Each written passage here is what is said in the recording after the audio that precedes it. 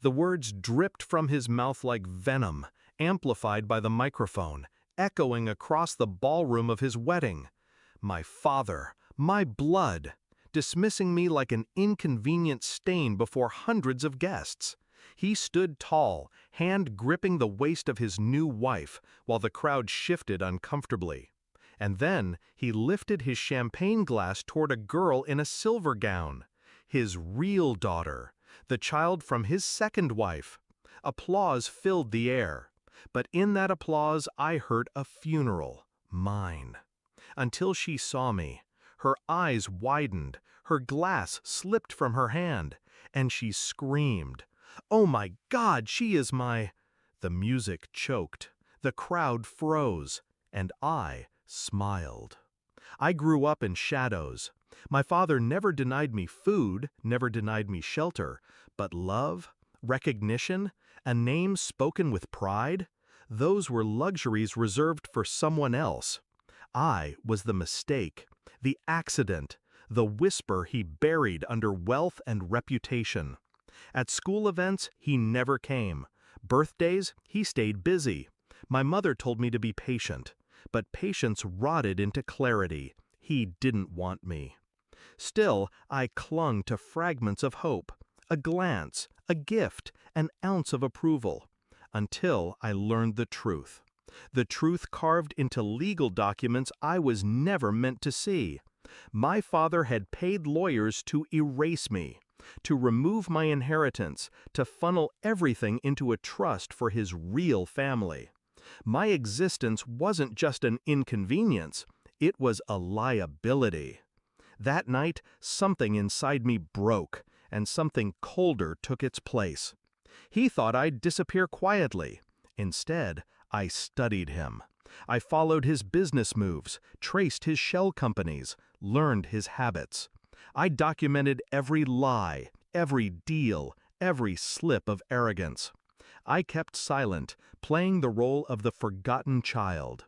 Until the wedding invitation arrived. Not to me, of course, but I made sure to get one. If he wanted to parade his real daughter in front of the world, I'd let him. Because I knew something he didn't. She wasn't his. The girl he adored, the heir he flaunted, the real child. I had proof. DNA doesn't lie.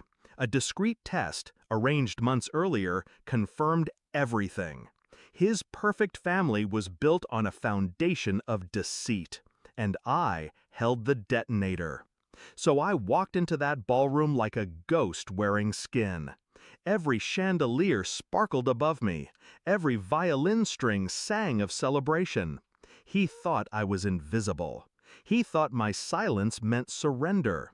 When he spat those words, "She's nothing but a bastard child," I didn't flinch. I let the venom spread. I let the crowd laugh nervously. Because revenge is sweetest when it ripens in public. And when his precious daughter saw me across the room, her scream ripped through the night like a blade. "Oh my God, she is my—" The crowd erupted, murmurs, confusion, gasps cutting through champagne bubbles. He paled, she trembled, and I raised my glass.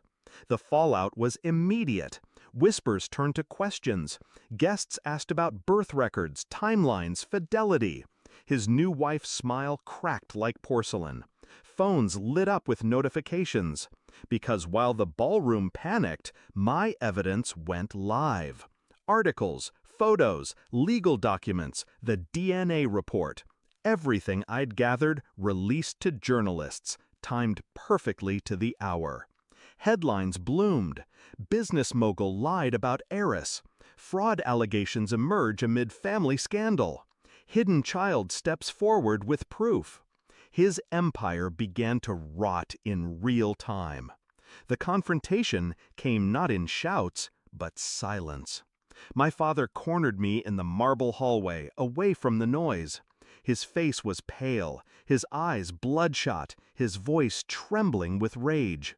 "You planned this," he hissed. I looked him dead in the eye. "I learned from you." His hand twitched, as if to strike, but he stopped because cameras flashed behind us, witnesses, and he knew. The performance was over, the mask shattered. By dawn, his accounts were frozen. Investors withdrew. His wife packed her bags. His real daughter locked herself in silence. Reputation tainted, legacy poisoned. And me? I walked away untouched. Because revenge isn't about noise, it's about precision. Sometimes I think back to the moment he called me a bastard. The pride in his voice, the smugness in his smile. Now the world calls him worse: fraud, liar, disgrace. He wished me invisible, but I made sure everyone saw me, not as his mistake, but as his undoing. He built his empire on lies. I ended it with truth. And when people ask if I regret it, I answer simply, no. Because daughters like me don't wait for love. We build empires out of silence, and then we burn down those who tried to erase us.